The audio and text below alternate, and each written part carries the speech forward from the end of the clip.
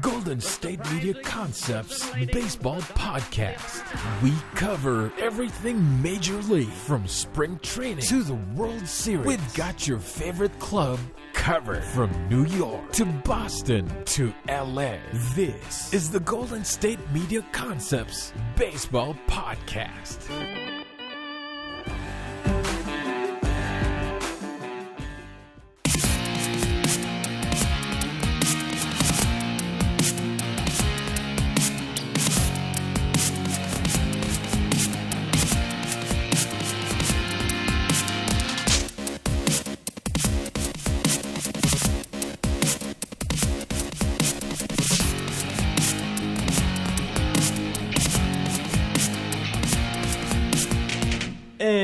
Welcome to the Golden State Media Concepts Baseball Podcast, where we discuss everything in the world of Major League Baseball. As always, I'm Jeremiah.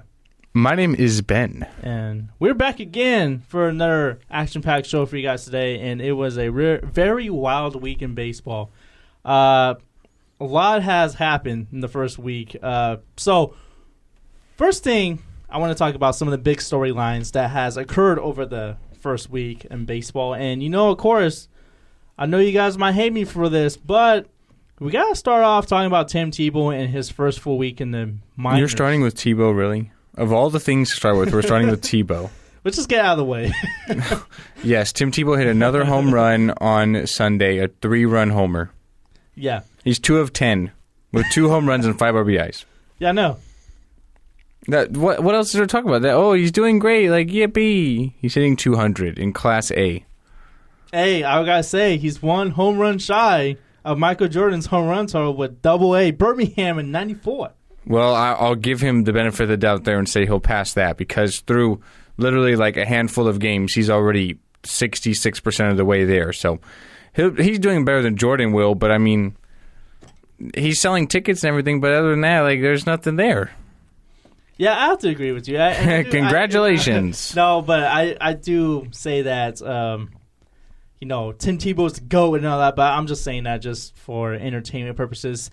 I've been saying this, that Tim Tebow belongs to the NFL, and, don't get me wrong, hitting the home run is impressive, but it is Class A ball. And he had, in this game, for the Green Jackets, and actually in this series the past weekend, he went 3 for 13 with 5 RBIs, and he struck out 5 times and left 13 runners on base. So he's either hitting a home run or striking out. Yeah, he's either all or nothing. I mean, so like, if he's getting overpowered by single-A pitchers, I mean, that kind of just tells you everything I need to know. Well, remember his first spring training at bat with Rick Porcello, how that didn't go so well. Remember that? I remember Max Scherzer overpowered him on 3 straight fastballs. I mean, it's just not. So it's fun. I'm sure he enjoys it. It's like his passion. He's talked about it, but I mean, I don't see this getting very far. But on the serious note, let's analyze Tim Tebow's first full week in the minors. Sure, he's been exciting, but when you really think of him as a baseball player, he's not very good. I put in layman's terms, he's not. When you look at his first full week, he sells tickets, he sells merchandise, he gets a lot of publicity. But come on, 2 home runs, the internet went crazy. It's Tebow, of course. But when you look at him in action, he's either all or nothing, and the swing is just not there against Class A hitters. It's very inconsistent, just like how he was in the NFL as a quarterback. All right, so enough of Tebow. Let's get to some serious. I'm sorry, guys. I wanted to get that out of the way. Let's get to some serious notes. Let's talk about some of the week observations we've seen so far in baseball, because this is technically the first week. We are a week and a half, I guess you can say, through the season now. 8, 9 games depending on teams. So now let's get into some weekly observations, Jeremiah. So what's the one thing you're taking away most from the opening week? Probably injuries already. Injuries is one of the big ones. We talked about the Yankees as a potential wild card team, and they lost one of their baby bombers this past week. Probably the biggest one, too. Yeah, Gary Sanchez. He went on the DL with a bicep strain, so he's probably going to miss, I think, 4 to 6 weeks. That was the report. And it's tough because it was a very young squad. Aaron Judge has been phenomenal. Greg Bird has been pretty solid so far, taking over first base. So this is something that's very unfortunate for the Yankees. And he's was originally placed on the 10-day DL, but it looks like that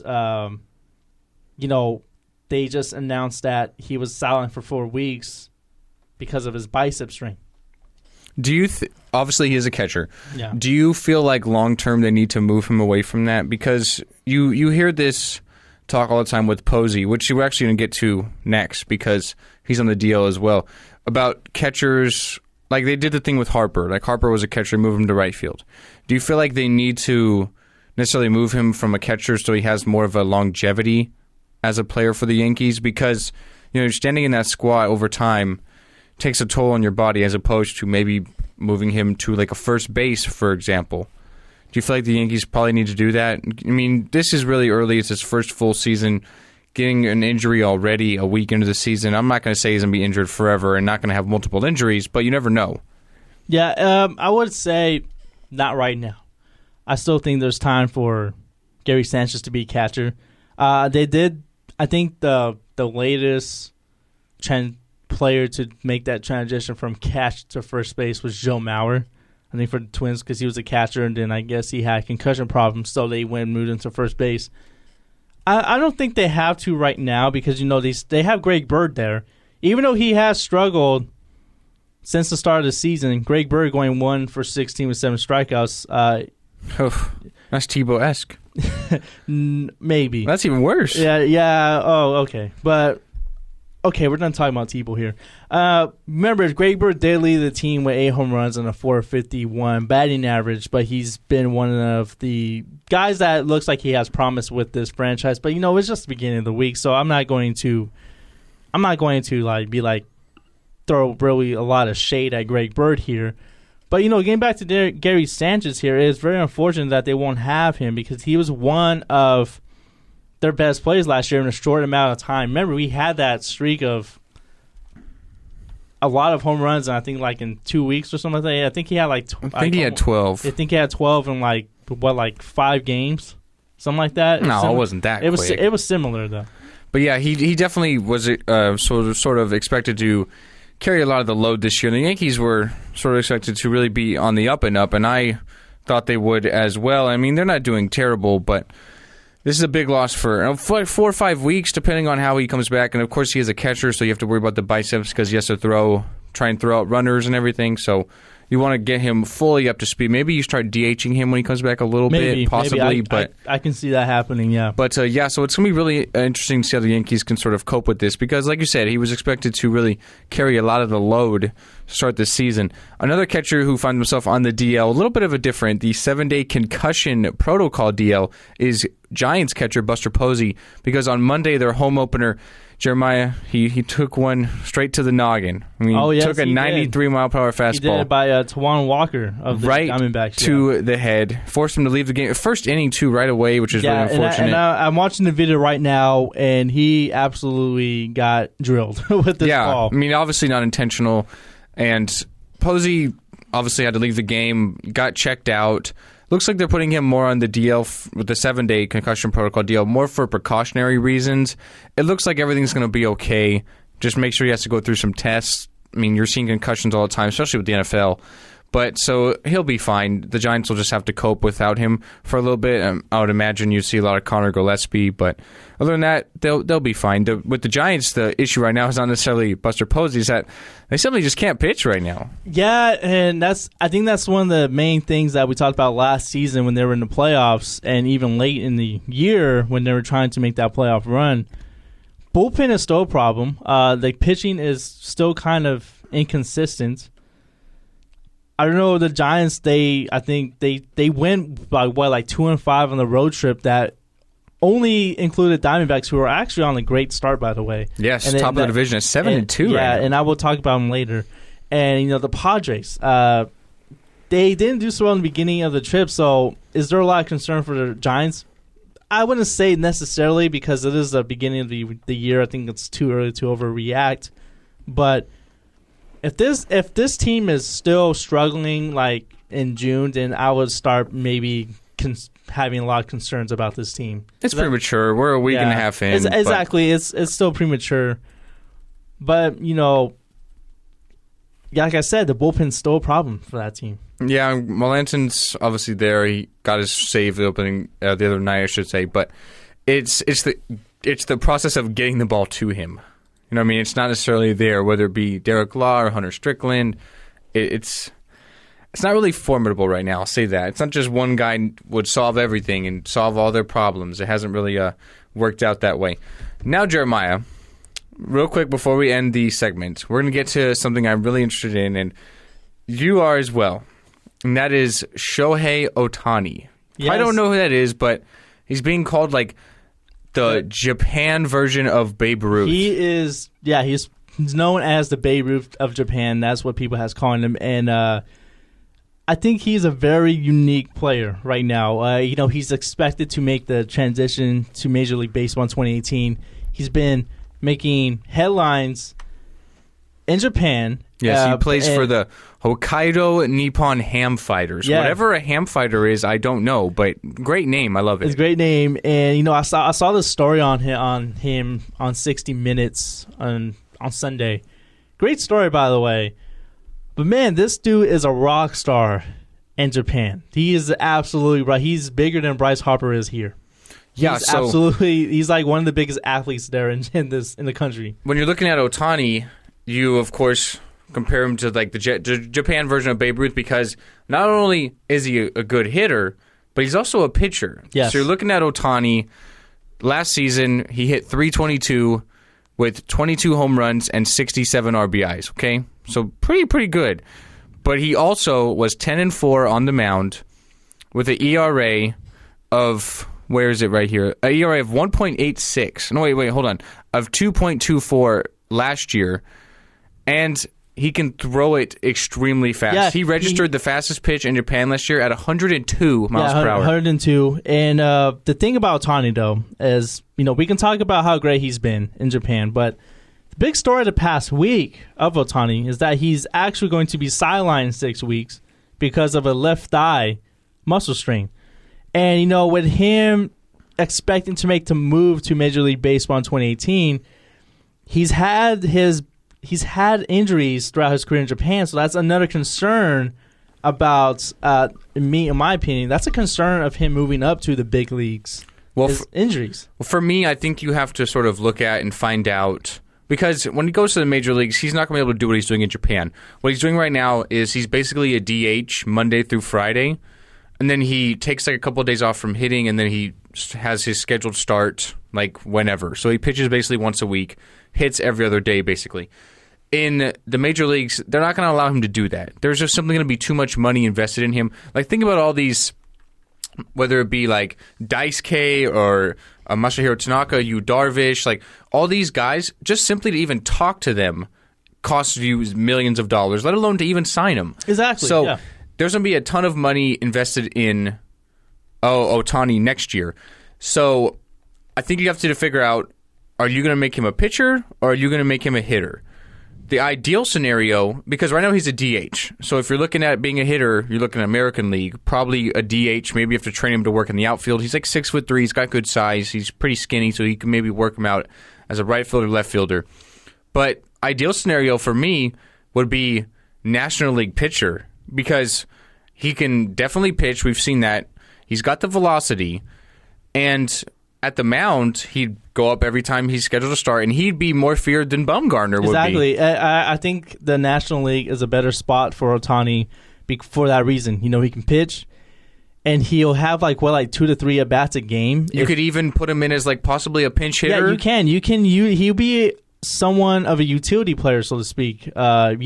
Yeah, exactly. You can even put him as a pinch hitter days that he's not pitching. And I do think that's very valuable in baseball these days. But, when you compare him to all the other stars in Japan that made the move to Major League Baseball, you got most notably Ichiro's one of them. He's had a Hall of Fame career. You got Hideki Matsui, who's had a Hall of Fame career-esque. And you think of current pitchers now. You think of Daisuke, who unfortunately injuries kind of derailed his career. A lot of the pitchers. Darvish has had injuries. Tanaka. Yeah, Tanaka has the hitter's injuries. Not, though. So that's why you might want to maybe turn him into a hitter. So maybe the best way for Ohtani, if he wants to do both, because that's what he said in this interview I watched on 60 Minutes. He did say he wants to do both.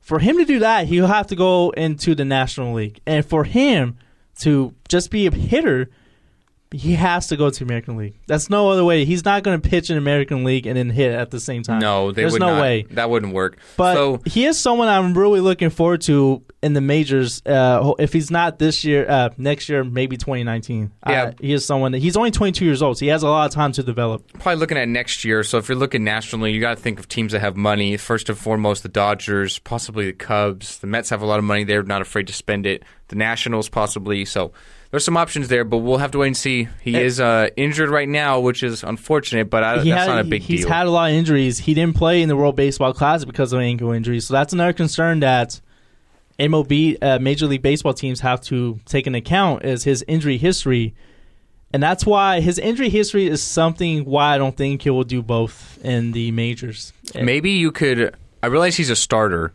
but maybe you could transition him into – a closer. Maybe. I actually would like that, actually. Yeah. Then he could maybe even do both. You know what I mean? Because there is a possibility there. And you look at his numbers, last year he threw 160 and 2/3 of an inning, and he had 196 strikeouts. That's a strikeout per 9 of 11. So he's got the numbers there, and if you're only throwing one inning, your strikeout per 9's going to go up. So he's got the velocity. Maybe you can turn him into like a Chapman who also swings the bat. Like, it could be interesting, too. We'll see. It'll be interesting to watch. We haven't seen anyone like this in a very long time. Especially in this generation. And it hasn't happened, and especially in this millennium, actually. And exactly. So we haven't seen anyone like this, but he is someone we're going to keep our eye on here throughout the entire season.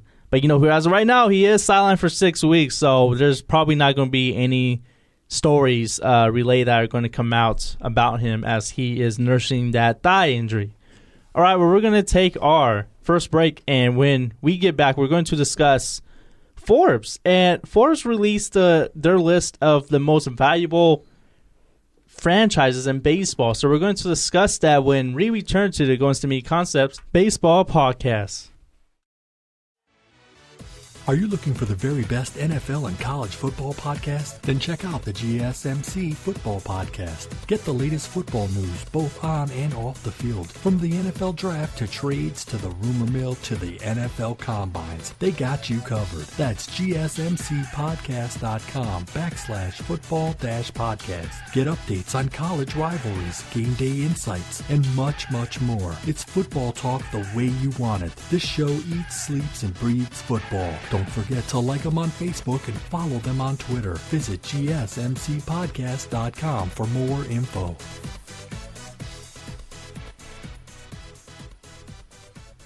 Welcome back into the Golden State Media Concepts Baseball Podcast. So now, Jeremiah, we're going to be talking about Forbes, of course, but we're going to start off by talking about some deals in baseball, some minor league deals with obviously the potential of guys moving up into the major leagues. So, first off, the Giants have a lot of issues in left field. They really haven't had anyone to solidify that position since really Barry Bonds retired. I mean, Angel Pagan's been there, hasn't really worked out. He's not the greatest fielder.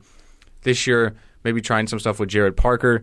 But they've brought in Melvin Upton Jr., formerly B.J. Upton, and how you go from B.J. Upton to Melvin Upton is kind of beyond me, but you really hate that, huh? It just doesn't make any. I can see how you could go from like Byron Upton to like B.J. Upton, or like other way around, but like Melvin. That's like my name is Ben. I'm like my name is Ben, but I go by Steve. Like it just wouldn't. There's no correlation there. But anyways, enough of Melvin Upton and B.J. Upton. So Melvin Upton Jr. now a member of the San Francisco Giants. It's a minor league deal, so. Obviously, probably start out Sacramento here, the AAA River Cats, and then I would say eventually gets called up into the major leagues to try and maybe throw his sort of shot there at left field because it hasn't really worked out. And we know what Melvin Upton Jr. is capable of.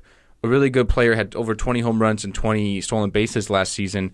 But he has not necessarily been known to be the greatest teammate. Had a lot of off-the-field issues with teammates and a clubhouse guy that kind of isn't really the best one. And for a team like the Giants, a lot of these guys have been on multiple World Series runs. So they're a really solidified and really tight clubhouse.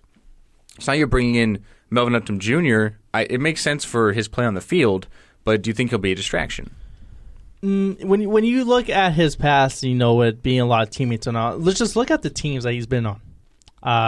He hasn't been in a clubhouse like the Giants. The Giants, they got homegrown guys like Buster Posey, Brandon Crawford, Brandon Belt.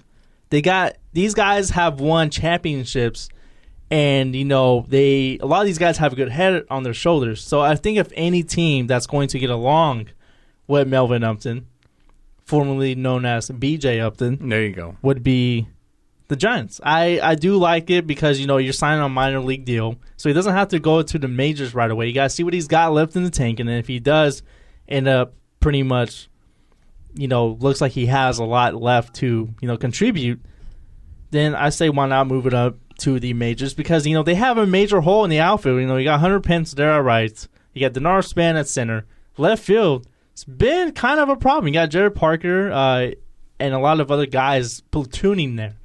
So, and you got Gorkys Hernandez, which is my favorite name in the majors, by the way, Gorkys Hernandez. I like the move. Mine is Yasmani Grandal. That's your favorite name? Yeah. Yeah, okay. I like Gorkys because, Gorkys, who comes up with that name? Gorkys. Gorkys. I don't know. But anyways, BJ Upton, I do like this deal for the Giants. Melvin Upton to you. Oh, that's right. Melvin Upton. Sorry. Melvin Upton Jr. Melvin Upton Jr. Wow, man. How many names? Just adding everything. How many names does he have? Before soon he's going to be like Mel Upton Jr. Drop the V. All right, but anyways, getting back to Mr. Melvin Upton Jr. here, I like this signing for the Giants, and I do think for any of the clubhouse that he will have success on will be this one. Because remember, last year with the Blue Jays and the Padres, he did have 20 home runs and 27 stolen bases. So that's a lot to contribute to a team that has been struggling a little bit to begin the year. Yeah, but also the Padres traded him away, so they did. Obviously, they were rebuilding. So, but then the Blue Jays were like, "I don't think we'll re-sign you." You know what I mean? So he didn't make the opening day roster. You know what I mean? So it's like there's something there. There's a reason for that. So we'll see. I will say this: I think it's a good move in the respect that it's low risk, high reward. It's a minor league deal. They're paying him nothing. When he gets up to the majors, it'll probably be a minimum deal, and then a chance to really break onto the scene, and we'll see what happens. Yeah, kind of like Carlos Gomez did last year. Yeah, there's an option for that, but there's also an option for, okay, we'll look somewhere else. Yeah, it didn't really work out. And that worked out with Carlos Gomez. He actually became a legit contributor for the Rangers last year after being let go of the Houston Astros, where he was just absolutely horrendous on that team, and it worked out better for him. Another player that signed a minor league contract was Ryan Howard, who formerly was a slugger for the Philadelphia Phillies. He signed a deal with the Atlanta Braves, and the Braves, we all know they need all the help they can get. So, Howard, he has reported to extended spring training, and I think he has joined AAA Gwinnett whenever that is over. So Howard's 37, he's been in the majors for 13 years with the Phillies, and he was the last remaining member of the Phillies 2008 World Series team last year. And he used a $10 million buyout in his contract this past offseason. And remember, he was an MVP in 2006. And we know when Ryan Howard was in his prime, he was one of the most feared hitters in the game. But, as he got older, he just didn't have anymore. I mean, I'm not really sure what the Braves are thinking with this. They must be really, really needing a surge of power. I think this, honestly, they can use this in a variety of ways. Ryan Howard can be used as a designated hitter, a pinch hitter, can maybe even be a backup for Freddie Freeman, because he's not a star anymore. Yeah, and he was never one of the best fielders. Also, he wasn't. So, but no. It's with Howard his whole entire career. It's been home run or strikeout, and the last couple of years it's been strikeout because, like you say, he's getting a lot older, definitely past his prime, and now it's just a matter of he's just kind of one of those guys on a big contract, which the Phillies are definitely happy is done and over with and put behind them now. But it's one of those guys that signed a big deal, had some great seasons, and now it's like, oh, well, he's kind of just finished. That's basically what I interpret it as. So I thought the American League would have been a better fit for Ryan Howard. Yeah, he could have been a DH, but with the Braves, he's, like you said, I'd say a pinch hitter, a utility guy, maybe a guy you throw in as a DH in interleague play, which happens more often than it had in the past few years. But so there's still some opportunities there, and injuries will arise, and you'll have a chance to obviously get your opportunity then. But I just don't really see this going anywhere. Yeah, I don't either. I like the Melvin Upton Jr. deal a lot better than the Ryan Howard acquisition. It's just there's no reward there. Ryan Howard, he can't really do anything. Maybe he can make an impact off the bench as a pincher, designated hitter, as a backup to Freddie Freeman. But honestly, there's really nowhere where you can realistically play him.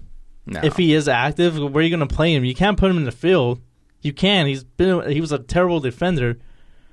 Can't put him at first base. You got your franchise player there. I would put him in center field. I mean, I think he could really be quiet, Ben. I'd rather put Baseball Cat at center field. Oh my! From the Marlins, the baseball, from the Marlins, Baseball Cat. Let's talk about that real quick with Baseball Cat before we get to the Forbes list. Baseball Cat, just a stray. Rowdy tabby, cat, isn't gray. Isn't it Rowdy Cat? It now? might be now for Miami. They could maybe use it, but we'll see. Just a Baseball Cat out there in outfield decided to just intervene in the game, and then he climbed a fence all as well, and he was having some fun with the flamingo and water design out there in left center. And hey, who knows? Watch the Marlins are probably going to go on a 10-game winning streak now because of that. I would say 9 cats, 9 lives. Maybe we'll work out there. That. All right, 9 lives, and the Miami Marlins are they're actually they have a lot of bidders to be bought right now. I think Derek Jeter is one of them. Well, Derek Jeter is one of them. But speaking of money buying a team, Forbes actually released their list of pretty much of the rankings of the most worthy franchises, and what I mean by that. How much money they're worth. Yankees, of course, they topped the Forbes list. And no surprise there. Yeah, 3.7. And then when you go down the list, the Los Angeles Dodgers comes to a second place at 2.75. I think they were first place last year, weren't they? I feel like the Yankees would always be first, but the team that's really on the rise is the Cubs. They're up to 4th this year. They're valued at $2.675 billion. The Red Sox at 3 and the Giants at 5. For me, what I take most away from this is that, according to last year, the average MLB team is now worth $1.54 billion, which is up 19%. So it's like, hey, the sport of baseball is actually growing. People are getting more invested into it. What do you think is the reason behind that? Maybe I can probably see the technology, how it's accessible now. Because, there's a lot of out-of-market teams. They got that MLB At-Bat app where you can subscribe to it.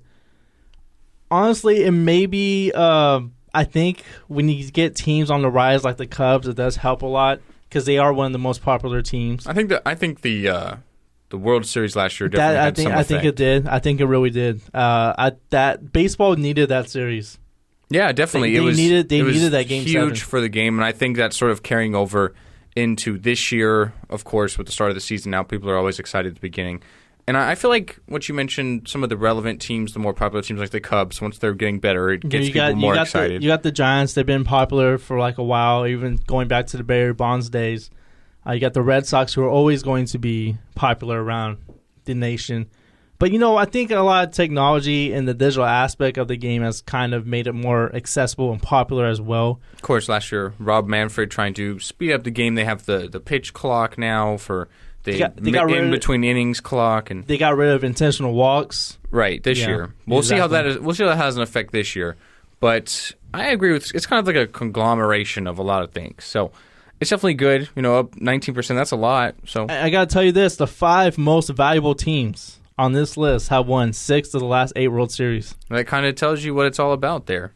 So yeah, it is. Well, one team has won 3 of them. So yeah, that's the Giants, and then the other one, the Cubs won last year. So I'm not surprised by the list. The Yankees are always going to be the top dog. Especially, they're kind of the best way I can describe the Yankees is they're probably the biggest brand in baseball. I think them, Chicago, not Chicago. Well, Chicago too. I think the Yankees, the Red Sox, you could put the Cubs on there now. They're not just teams, but they're brands that you see nationally. I can't really put the Giants as a brand there yet. I don't know how popular of a brand they are, but I do know they have a huge fan base here in California around the state. But, I do think the fact that the Yankees, the Red Sox, they're like a brand, I think that really helps them a lot. And, when you constantly have like these big brand teams, I think it kind of brings new fans in as well. Exactly. Yeah. And we'll see how this carries over. And obviously we have to wait till another year to get the values. But I'm sure it's going to continue to increase. It's really on the up and up. So I'm hoping that it keeps going on. And we'll have to see what happens. But we're going to take our last break, Jeremiah. And coming up next, we haven't got an official name for it yet, but we still have basically our top performers of the week and our worst performers of the week and our top team of the week. Let's just call it the week that was. Well, we kind of did that in the first segment, though. Oh, okay. You know what? Fine. All right. Well, why don't we call it like highs and lows or something? Like the high. No, you know player. What? We'll just call it the players of the week. I don't know. No idea. I can't figure We'll figure it out. But anyways, yes, the people. The people we thought played great this week, the people we thought played terrible, and the team, either good or bad, that really stood out this week. Well, all that's coming up next year at the GSMC Baseball Podcast. Are you looking for help for your fantasy football team? Check out the GSMC Fantasy Football Podcast. Get today's best advice on who to start, who to sit, even who you should draft. From sleeper picks to red-hot lineups, they got it all covered for you. That's gsmcpodcast.com/fantasy-football-podcast. We'll cover traditional leagues, dynasty, PPR, even IDP leagues. When you need fantasy help, there's just one show to hit up. Don't forget to like them on Facebook and follow them on Twitter. Visit gsmcpodcast.com for more info.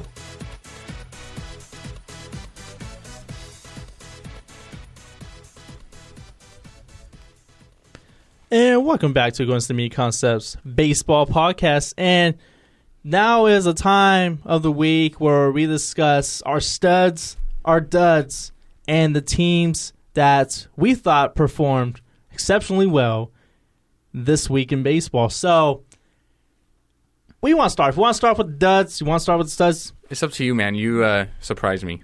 Okay, how about this? We'll do team of the week. How about this? Okay. And my team of the week, I'm a little surprised about this team for a variety of reasons. I am surprised by their pitching. I'm not surprised by their lineup. When I look at this team in paper, very good lineup. But, the team of the week that I want to talk about is the Arizona Diamondbacks. They have gone off to a 7-2 start in matches, the best starts in franchise history. And don't get me wrong, their pitching hasn't been great, but they have been effective where they need to be. That lineup is it's cruising right now. They have guys. They have guys in the middle of this lineup that can hit the ball. You got Jake Lamb, Paul Goldschmidt. We all know about him. Even Brandon Dory. He's leading the team with average right now 357. Don't forget Yasmani Tomas as well is having a good start. This team is hitting really good to start off the year, and I do think that if their pitching can improve, if like Tawan Walker can improve, if Zach Greinke can get anywhere close to who he was 2 years ago, I think this team might be a legit contender for a wild card. But honestly, right now, this team's going to hit a cold spot one of these stretches. First stretch, they're going to be cold for a stretch. Maybe they won't. That's impossible. But this team is going. Possible. All right, Kevin Garnett on the baseball podcast, huh? Anything is possible. But no, I do think that this team is very talented with the bat. I do think so. And this is my team of the week. I'm very impressed to see what this lineup is doing. And I do think that when fully healthy, this team is dangerous. And you got AJ Pollock back. He's made a huge contribution to this. He made a huge presence to this lineup.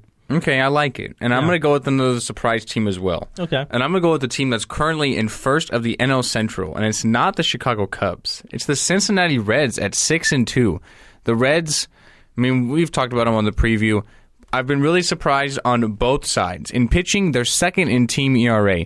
They have an ERA as a team of 2.54. Really, really fantastic. And they're also doing really good with the bat. They're sixth in average and second, or tied for second in home runs with 13. So they're getting it done offensively and with the pitching. Really, really surprising start from the Cincinnati Reds at 6-2 so far. Yeah, and I also want to point out that, Arizona, they're in the they're in the top category in hitting, but Cincinnati, man, I've been really impressed by their pitching. I think we talked about this in our NL Central preview that this rotation, it looked like it was shaping up to be one of the worst. It's actually started out to be one of the best. I love what I'm seeing with this team, and it's amazing how the Cardinals and the Cubs are not even in first place to begin the year. Remember, we're just a week in. But yeah, I'm loving what I'm seeing from the Cincinnati Reds there. Definitely. Minnesota's been really well. I mean, they were a candidate. They're actually leading in ERA right now, which is kind of surprising. But let's go over players. I do want to say Arizona leads the league in RBIs at 49. There you go. All right. Let's talk about players now. We want to go with some studs or some duds? Let's talk about our studs first. Okay. I got to go with the pitcher in New York, and it's not one of the Mets pitchers. It is Michael Pineda of the Yankees. He was throwing a no-hitter against Tampa Bay. He did lose it, I think, in the 7th or in the 8th inning. But, man, he was completely lights out. He pitched 7 2/3, only allowed 1 run, and he tossed 11 strikeouts. He didn't have a walk. And I think Michael Pineda, he's the thing about him, he's always inconsistent. When you look at his first start of the year against Tampa Bay, he only pitched 3.2 innings. That's not a lot. And he allowed 4 earned runs, and then he went through 6 strikeouts, and he comes back against the same team and almost no-hit this team. So for that, I'm going to give him some shine. And I think if he can stay consistent, he can actually be a huge presence for this Yankees teams because, Ben and I, we have talked about them being a legit wildcard contender this year. Definitely. Yeah, and then, the pitching for New York is always inconsistent. So I think if they just have that one solid pitcher that they can rely on, I think they can be fine. I kind of think Michael Pineda can be that guy, but, until I can see some consistency from him, I can't have him as that pitcher. But I liked what I saw from him this past week. All right, so I'm going to go with an offensive player. I got to go Daniel Murphy of the Nationals. I mean, we know what we did last year. Tied for, I guess not tied, but second in the NL in hitting. Probably should have won it had LeMahieu not rested that last day. But he's on an absolute tear so far this season. He's got 17 hits in 36 at-bats. He's hitting .472, 2 home runs, 9 RBIs, and he's currently on an 8-game hitting streak to start the season. So look out. There we go. 8-game hitting streak to start out this season. I like watching Daniel Murphy play. You have to like watching him. He's fun to watch. Ever since that playoff series a couple years ago when he was with the Mets, he's just been a completely different player. He's one of my favorite players to watch in the game right now. Yeah, he's so good at the bat. I mean, just phenomenal. Let's get to the duds though, Jeremiah. All right, and it is a pitcher in the National League Central, and I'm not to say it. I don't think this pitcher has it anymore, and that is Adam Wainwright of the St. Louis Cardinals. I just don't think he has it anymore. And when you look at his first 2 starts of the year, he's pitched only 9 innings in 2 starts. That is not what you expect from Adam Wainwright. Against Chicago in his first start, he did pitch 5 innings, only allowed 2 earned runs, did throw 6 strikeouts, and a 2-1 loss. But, man, against the Nationals a couple days ago, he threw a complete blunder. He was just garbage out there.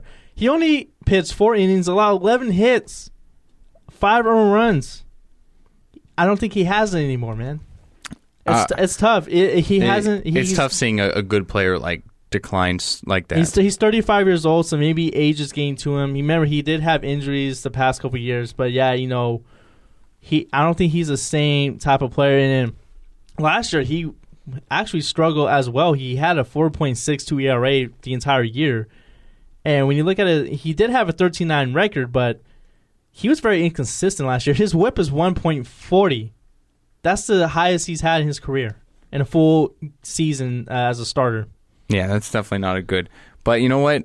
I don't think it tops my dud of the week. No, you have a pretty good one. All right, so I'm going with Jeremy Guthrie of the Nationals. So he had his first start, I believe it was last Friday, against the Phillies. The Phillies had a historic 12-run first inning, which 10 of those runs were registered to Jeremy Guthrie. Guthrie went 2/3 of an inning, gave up 6 hits, 10 earned runs, and 4 walks. He's got an ERA right now of 135. Not to mention, 3 days ago, on his birthday, I might add, the Nationals designated him for assignment. Wow. I don't think it could get worse than that. Wow. All right. R.I.P. to Jeremy Guthrie's career. RIP to Jeremy. 38 years old, been on a multitude of teams, whether it be from Cleveland to Baltimore to Kansas City. But, I mean, bye-bye, Jeremy. He literally served up batting practice. Yeah, and okay, when I got the notification of the Phillies scoring 12 runs, I was like, "Oh wow, that's amazing! I wonder who they pitched against." And none of those hits he gave up were home runs. It was all none of them are going out of the park. All just hits. Yeah, and they made the Phillies look like an all-star team. Well, at least Guthrie did. They only have like probably 2 players that can be an all-star. That's Maikel Franco and Ajubo Herrera. Other than that, there's really not a whole lot of firepower in that Phillies lineup. They scored 12 runs on first inning. Yes, and 10 were registered to Guthrie in 2/3 of an inning. He didn't even make it out of 1 inning. No. His ERA is 135. Of course it would go down. Who are the 2 players he got out? That I'm not sure. They batted around, God, I don't even know how many times. They had to have batted around at least twice. I think probably twice. It looks like they batted like 3 times. Because, I mean, you're giving up 6 hits, so 2 runs. That means he gives up, and he walked 4 batters, so that's 12 hitters at least. I mean, that's not good. And then he gets designated for assignment on his birthday. Yeah, and the Nationals actually lost that game. Well, of course they did because they allowed 12 runs the first inning. They lost that game 17-3, and that was the most runs that the Phillies have scored in the first inning in franchise history. So, the Phillies currently 3-5. So they're ever since that game, I think they lost twice after that. Yeah, I mean, it's not really going too well right. for the Nats. But anyways, real quick before we end the show, Jeremiah, we do have a couple of matinee games going on right now. The Rays have a 2-0 lead over the Yankees in the first inning thanks to a 2-run home run, by Ricky Weeks. And then we have the Twins against the Tigers, and Brian Dozier with a leadoff home run has the Twins ahead 1-0 in the bottom of the first. I love watching the Twins this year. They got off to a really great start. I remember in our AL Central that they were going to be one of the exciting teams this year. They have lived up to that. They've been really exciting. I think if their pitching improves, they can be really good. Yeah, well, it's off to a good start. Let's see if they can keep it up for the whole 162-game season. Yeah, hopefully. But, that's going to do it for the show today. We will be back next week to discuss any type of news that happens over the week of baseball, and there's probably going to be a lot to talk about. We had a lot to talk about today. Definitely. The fact that we fit it into like a sub 45-minute show is amazing, in my opinion. But yeah, we're going to have a lot to talk about next week. Ben and I will be back next Wednesday. As always, I'm Jeremiah. And I'm Ben. And I'd like to thank you guys for tuning in to the Going to Meet Concepts Baseball Podcast. You guys have a great week.